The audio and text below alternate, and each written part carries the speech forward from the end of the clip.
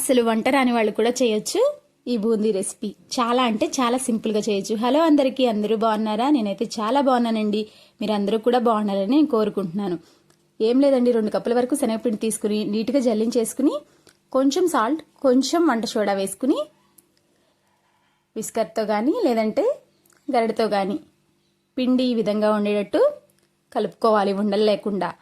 Next ఇదిగో ఈ విధంగా నేనైతే బూందీ గరిటతో కానీ లేదంటే వేరే అలా ఉన్న గిన్నెలో కానీ చేసుకోవచ్చు. నేనైతే బూందీ గరిటతో చేస్తున్నానండి.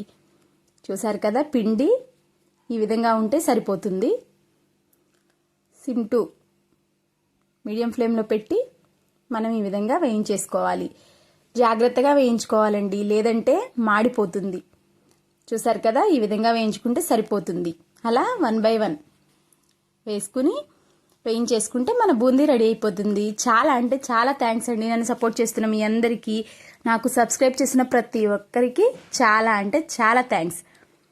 అంతే సింపుల్గా చేసేయచ్చు ఈ బూందీ. కొంచెం వేరుశనగ గుళ్ళు వేయించి తీసుకుని గుప్పుడంత కరివేపాకు కూడా వేయించి తీసేసుకుంటే సరిపోతుంది. కొంచెం కారం అండ్ కొంచెం సాల్ట్ వేసి ప్రాపర్గా మిక్స్ చేసేసుకుంటే మన బూందీ రెడీ. పిల్లలు కూడా చాలా ఇష్టంగా తింటారండి. ఒక్కసారి ట్రై చేయండి, మీకు నచ్చితే. ట్రై చేసి ఎలా వచ్చిందో కామెంట్ చేయండి. చూసారు కదా,